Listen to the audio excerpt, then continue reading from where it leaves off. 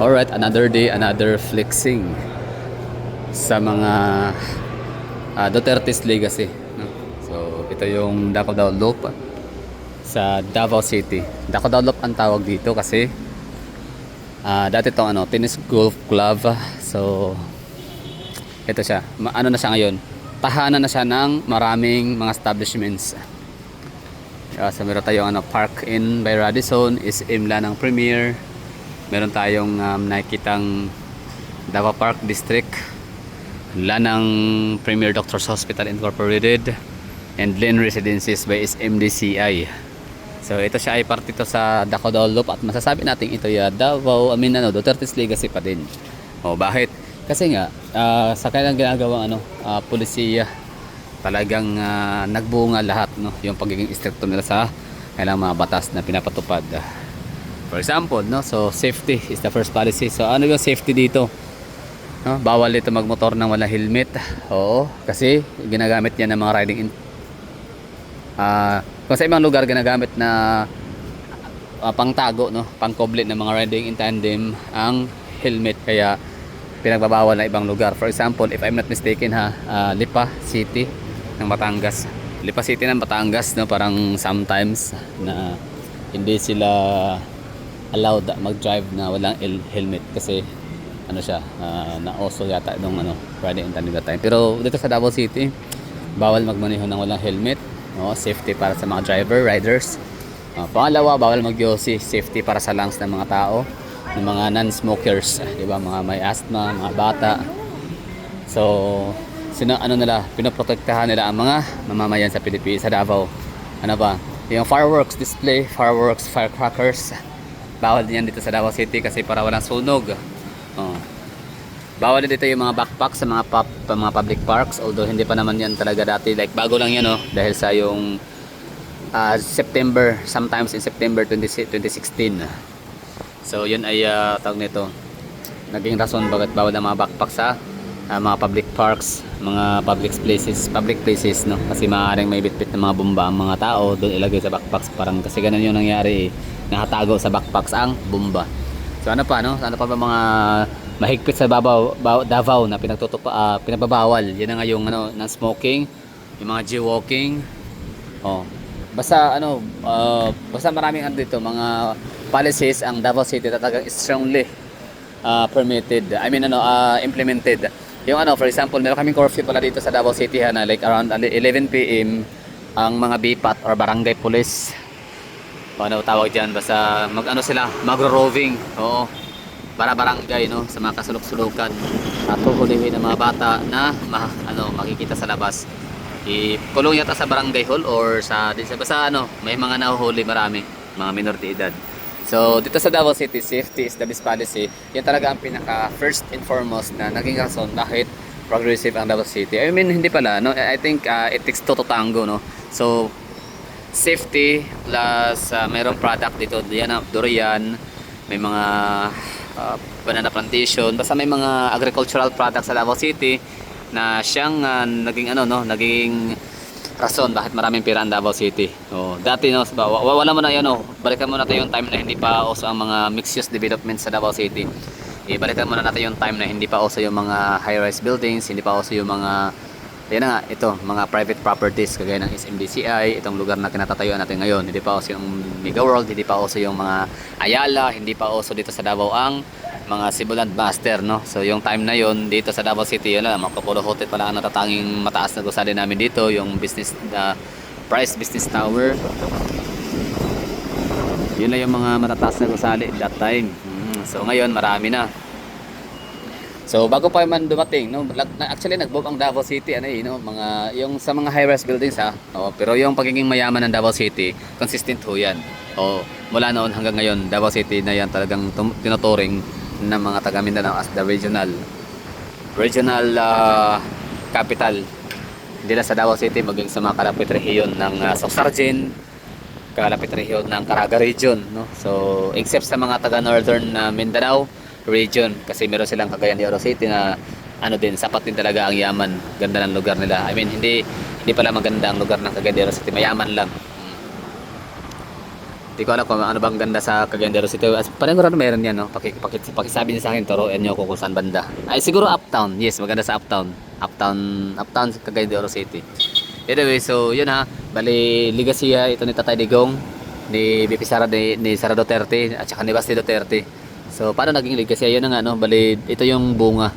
Kung hindi dahil sa safety is the first policy sa Davao City, walang magtitiwalang mga investors dito.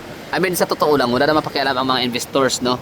Para sa safety na yan. Hindi kasi, hindi naman sila ma-abduct, hindi naman sila makikidnap, hindi naman sila ma-hold up, no? Yung mga Kinresi, yung may-ari ng mga Ayala, hindi naman yan matakot sila makidnap kasi maalis yan, may kargada, di ba? May mga baril yan, may mga armas yan sa mga mga sasakyan. At at the same time, mga armored van yan, ay may mga armored, no? Mga naka-bulletproof yung mga sasakyan nila. Tapos may mga bodyguard, may mga may mga convoy, panigurado kasi multi-billionaires ha. Tapos basta-basta ka lang nasasakay sa hindi safety na sasakyan, di ba? Na kotse.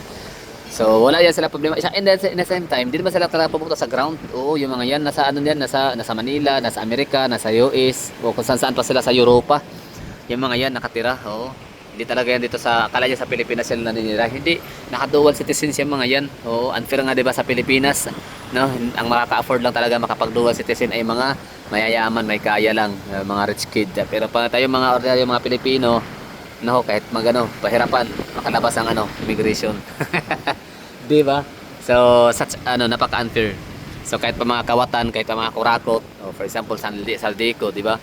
Ang dali lang na makalabas kasi dual citizens kahit pa meron siyang katakot-takot. Grabe yung garapalang pagnanakaw nila sa kaban ng bayan. Anyway, so Davao City, ito yon ang isa to sa Ligasiya ng mga Duterte. So thank you, salamat Tatay Digong sa iyong safety is the first policy para sa mga mamamayan, para sa taong bayan, para sa iyong mga law-abiding citizens sa Davao City, pinotektahan mo, no? So, iiyak man ang ibang mga taxi driver kasi nga meron tayong liquor ban dito around alauna ng madaling araw, wala nang bawal na magbenta ng mga inumin. So, to the point na mga taxi driver ay maaga silang mawalan ng pasahero. Parang yun ang kailang mga hinaing dati nung pinatupad ang curfew, liquor ban, no? Tapos sa mga bata naman iiyak siyempre kasi dito sa makapaglakwatsa, no? Kasi 11 PM huhulihin na sila. Pero wala tayong magawa. Kailangan gawin ni Tatay Digong yan para safety ang lahat, di ba? Mga paputok, firecrackers for example, di ba? Dami umiyak noon. Daming nalungkot kasi nga bawal na mapaputok ng mga triangulo, mga piccolo at kung ano pa mga basuka, hindi basura, yung canyon, no? Bamboo canyon. Lantaka, yun, lantaka. So bawal na mapaputok ng mga lantaka, kahit watusi bawal na. No? So may mga kaso, talagang magmumulta ka diyan pag mahulihan ka. So ang dami mga protocols, ang dami mga safety protocols, ang dami mga pinapatupad na city ordinances sa Davao City na siyang naging rason bakit ang Davao ay one of the safest city in the Philippines at isa sa rason na nagiging siya ngayon.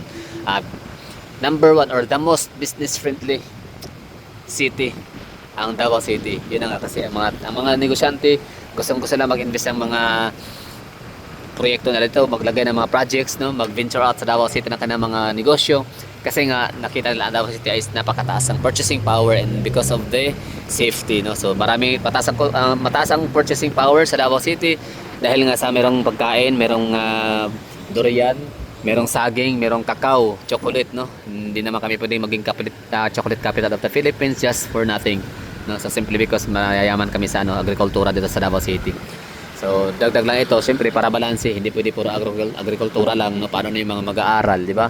Mag-i-eskwela, hindi pwedeng kumbaga experience lang. Iba talaga yung nag-aaral ka ng meron kang degree para sa agriculture for example, di ba? May lupain kayo. So kahit dalawa sa anak mo o pamilya ninyo ay makapag-aral ng agriculture para mapangalagaan lalo ang inyong sakahan, di ba? So ito yung correction ng ating content na to, Davao City Duterte Legacy. So ito yun, Dagudolok. Isa lang to sa mga legasiya ko dito.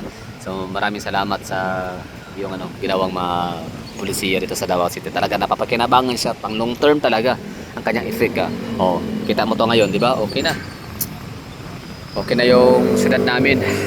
Consistent. Pasok sa kahit ano mga pwedeng category. Linis, ganda, livable city, air quality index, business, Di ba? So Davao City, isa sa mga magagaling, magaganda. So thank you Duterte family. Di lang kay Tatay Digong, no? Kundi kay Sara Duterte na rin, tsaka kay Basti, kay Pulong, tsaka sa kanyang mga anak. Yan, si Kong Pulong, hindi man siya kasing galing na tatay at kapatid niyan si Basti at si BP Sara Duterte, pero ang galing niya kasi mayroon siyang anak, dalawang galing din ni Omar. Galing nilang mga statement talagang dalawang yan, Omar tsaka si Rigo Duterte. Si Rigo Duterte ang first councilor ng Davao City na naging vice mayor na siya ngayon kasi nga incapacity na si Tatay Digong mag-mayor, kaya si Vice Mayor Paulo Basti Duterte siya magte-take ng office. Tapos yun, ang sa kanyang maiwan ng opisina naman na Vice Mayor ay papalitan ng first councilor na yun nga si Rigo Duterte. It happens, di ba? So si Omar naman ang congressman sa 2nd district. So, galing, di ba? Magagaling. So maraming tingin sa mga Duterte. Such a wonderful legacy.